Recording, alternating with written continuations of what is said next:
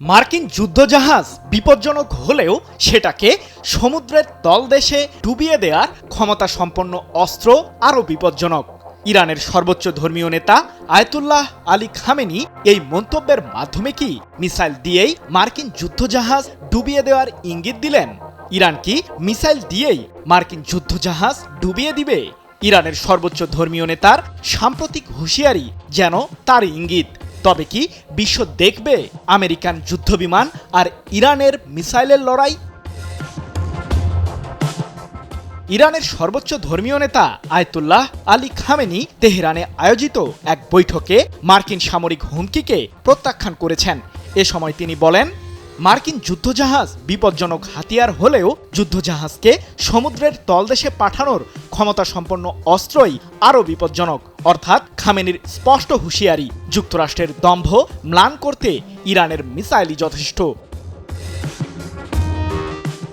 মার্কিন president Donald ট্রাম্পের বিশ্বের সবচেয়ে শক্তিশালী সেনাবাহিনীর মালিকানা নিয়ে দেওয়া বারবার হুমকি প্রসঙ্গ টেনে খামেনি বলেন, সবচেয়ে শক্তিশালী সেনাবাহিনীও কখনো কখনো এমন আঘাত পেতে পারে যার পর আর দাঁড়ানোর শক্তি থাকে না।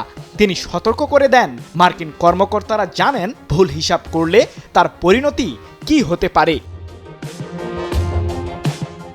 ইসলামিক বিপ্লবের ৪৭ বছর পরও ওয়াশিংটন ইসলামিক প্রজাতন্ত্রকে ধ্বংস করতে ব্যর্থ হয়েছে।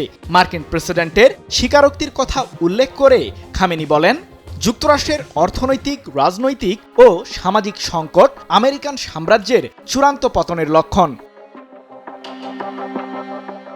তার ভাষায়, আমেরিকার সমস্যা হলো তারা ইরানকে গ্রাস করতে চায়, কিন্তু ইরানি জাতি এবং ইসলামী প্রজাতন্ত্র সেই লক্ষ্য অর্জনের পথে বাধা হয়ে দাঁড়িয়েছে।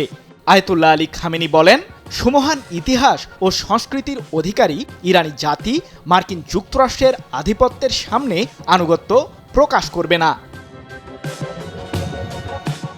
প্রতিরোধমূলক অস্ত্র ধারণকে তিনি জাতির জন্য বাধ্যতামূলক বলে উল্লেখ করেন।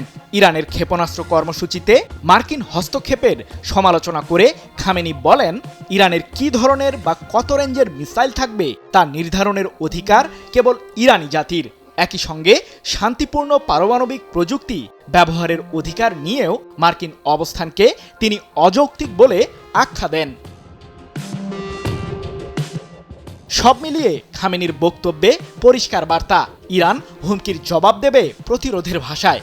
সরাসরি যুদ্ধের ঘোষণা নয়, বরং শক্তির ভারসাম্য ধরে রাখার কৌশলগত হুঁশিয়ারি।